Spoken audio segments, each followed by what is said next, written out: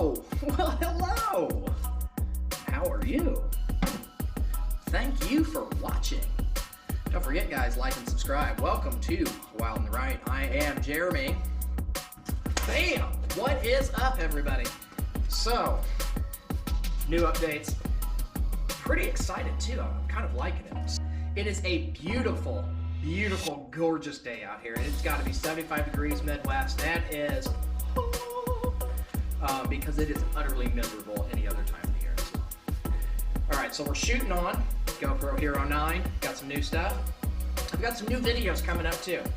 Alright, so as you guys have seen, we did a whole terrarium set. Alright, so I pretty much brought the rainforest into my office. 75 gallon, it was great. If you're into that type of thing, go ahead and check the playlist out. It won't be attached to this video. This video is for boat stuff. This is for the fishing stuff. I did the terrarium stuff because it's in the winter time. I can't, around here everything's frozen and it's cold. I don't like being cold, so I like to sit inside, do things where I'm warm. Everybody likes being warm or hot. I can deal with being hot too. Hot and sweaty is great. Cold and wet, not so much. Alright, but you see it, right? Oh yeah, look at that. Mercury 9.8. This is the lightning ignition. Alright, what do we got here? There's all this stuff here. Bad wiring. That's what it is. We're gonna go ahead and replace all these wires, all right? I cannot stress the importance of this.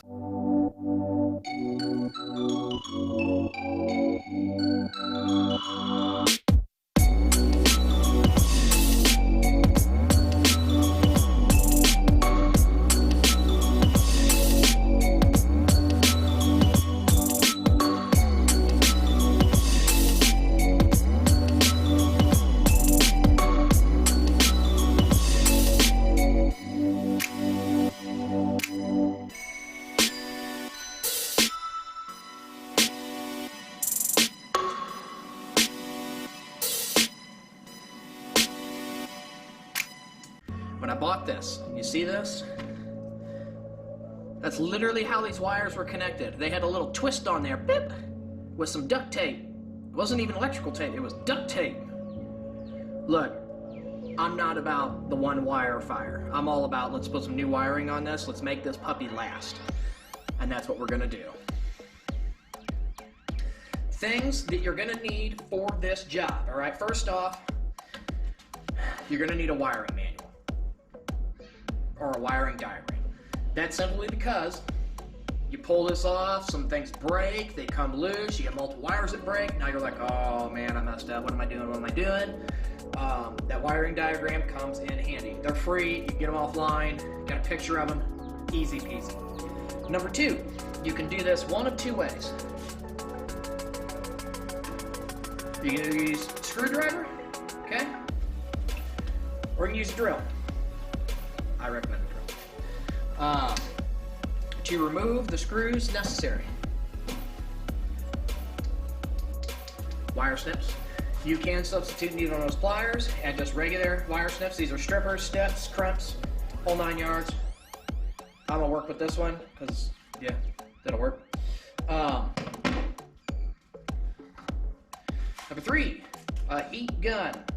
All right, now, needless to say, any of the brands that you see in this, I'm not paid by any of them. I'm not sponsored by anybody. I am making no monetary value off of these. You can use any heat gun you want. Okay, don't care. How about this? There. I don't know what brand this is, and neither should you.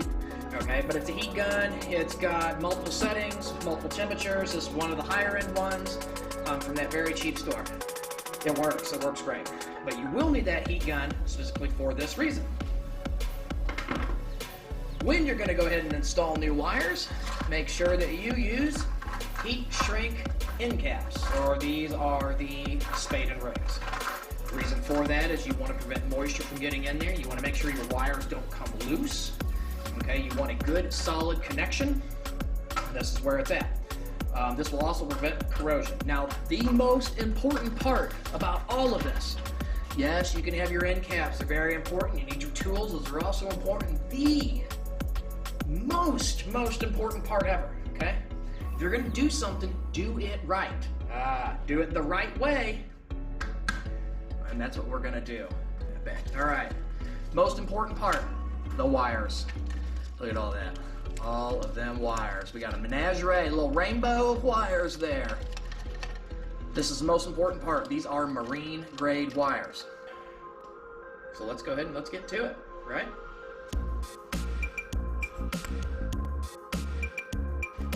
So now this piece, okay, comes off. All right, we're just gonna disconnect our spark plugs here. Come here, Sparky. All right. Okay. Just kind of just let that hang. All right, so it's out of the way. This piece lifts off. 5/8. Right? 5/8? 5/8. Okay, so now,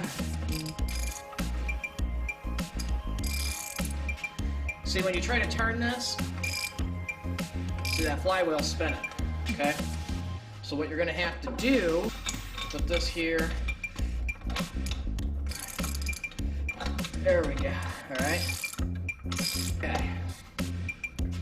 So to get this flywheel cover off, I'm using a harmonic balancer. These are 5/16 by 24 bolts, okay?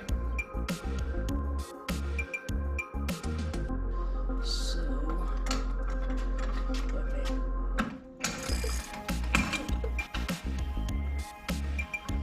all right, now that's a little scary, okay? Not used to things just popping like that. Over, okay. Okay, yeah, some of these wires I'm gonna have to get underneath this little red piece.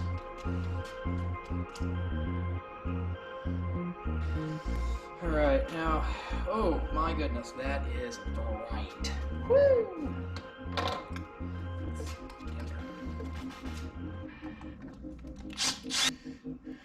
All right, so there's 3 individual screws here on the top. This one in the middle has 2 yellows. This one on the end's got the red. This one here has got the blue. I'm gonna take a picture of this because I have to undo these so I can lift this red piece out.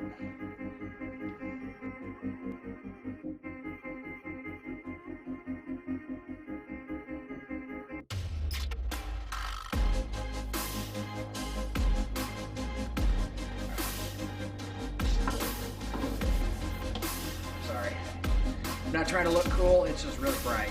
I mean, look at this, look at this. We got tape here, and it's supposed to be a red wire. Mess. Absolute mess.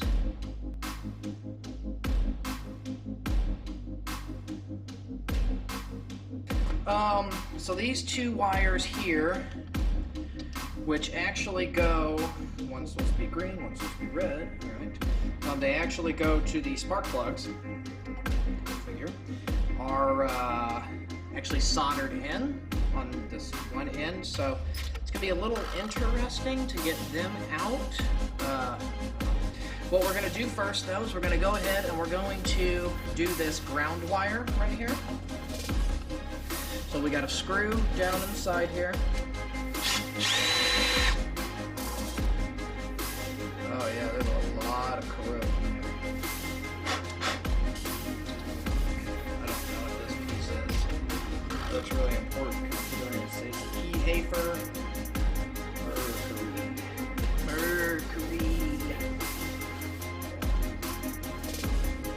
Alright, now look at this wire. Look at this. Look at that. Insulation chewed off.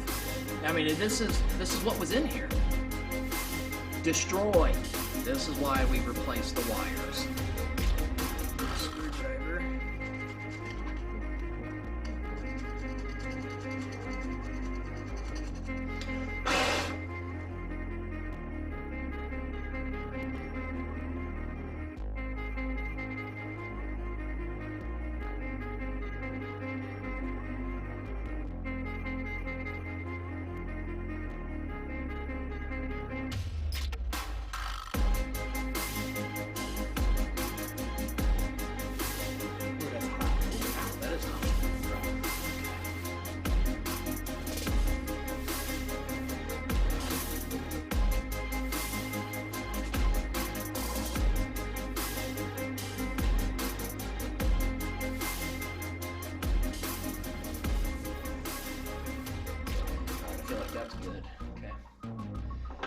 So you definitely want to make sure you get it in. You want to get it cinched up really tight.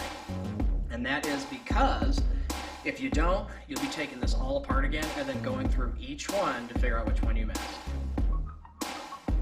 I found out the hard way when I wired the boat up.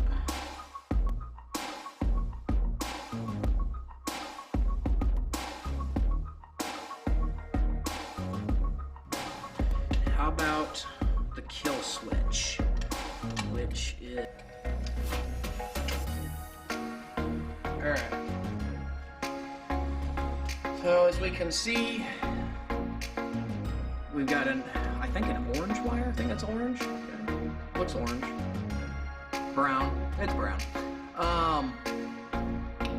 Got this little rubber boot. This rubber boot will need to go back on there. Okay, so, and then this white wire. Now what's funny is that the brown wire and the white wire, they're not the same gauge. So here's another thing. Look at that.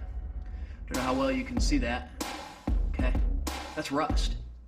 This is all rusted, all right, because it wasn't sealed properly. This is not a waterproof fitting, okay?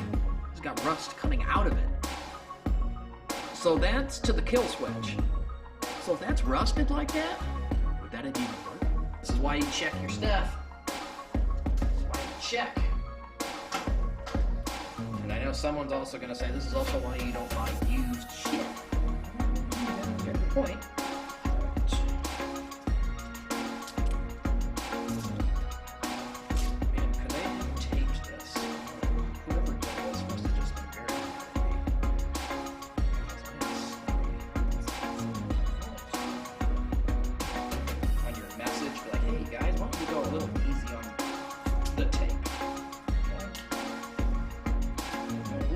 There. Someone got excited.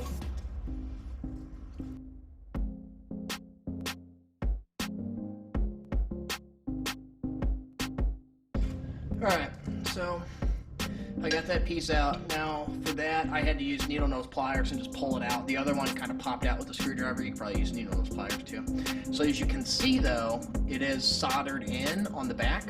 Okay. And this is one of the mains that go to the spark plug. Alright. So I've already done the one. I'm going to show you guys how I did this one. You will need a soldering iron. You will need Rosen core electrical solder. All right, very easy.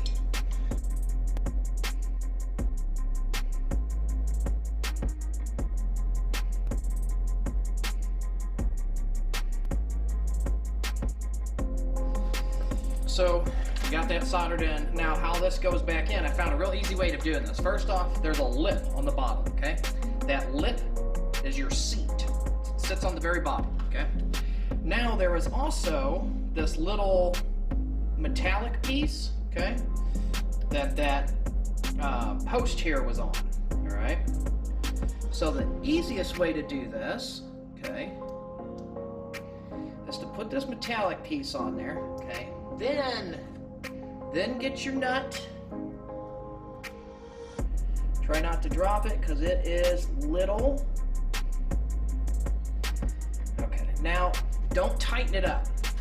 Put it on there a couple turns, get it threaded. And this is why. If you tighten it up, that little piece, that little thin metal strip that you need to move back and forth, it'll be too tight and you'll get it bound. All right, so now I'm just gonna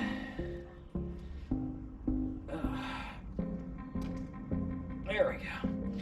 Push it in. So now with the soldering, I kind of I cracked it a little bit. So some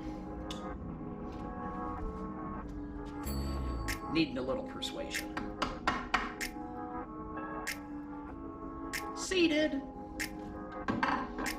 All right, so now that little nut, now we can tighten it up.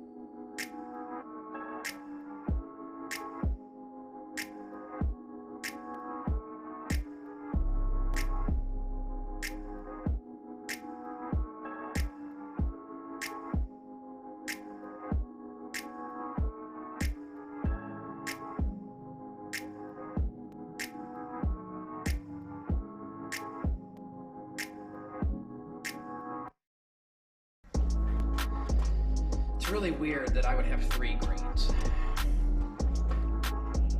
I feel like this one green should have been a red. But it was green on that. The other ones were, I don't know, it's going off the original wiring. Something don't seem right. Normally, if it don't seem right, that's because it ain't.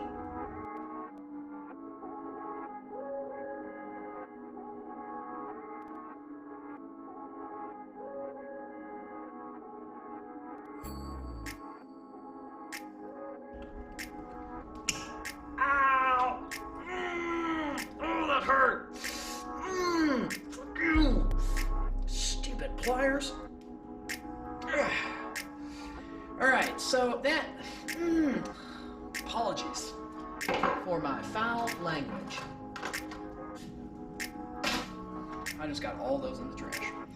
That hurt. Alright, guys. That's pretty much it. That is actually the last of the wiring, and we're just going to go ahead and put this top piece on. Alright, so what would normally happen here is that we put the flywheel back on. Remember, that it is keyed. There is a little piece here, so let me show you the actual flywheel. Okay, that notch, that means it's keyed, so it has to go in this way, all right? However, I'm going to need to look at that. That's concerning. So other than that, all that's left is putting the flywheel back on, putting the actual pull cord back on, and bolting down the 2 little red things here on the end. And that's it. It's done. That is how you rewire your outboard and switch out all your wiring. Wasn't too bad. It took a little while. Did have to run and get some tools, but I hope you guys enjoyed everything you've seen, and don't forget, like and subscribe. It's down there in the bottom. It's the big red fish, or it'll be in the middle. I don't know. Big red fish. Like and subscribe. All right. Thanks for watching.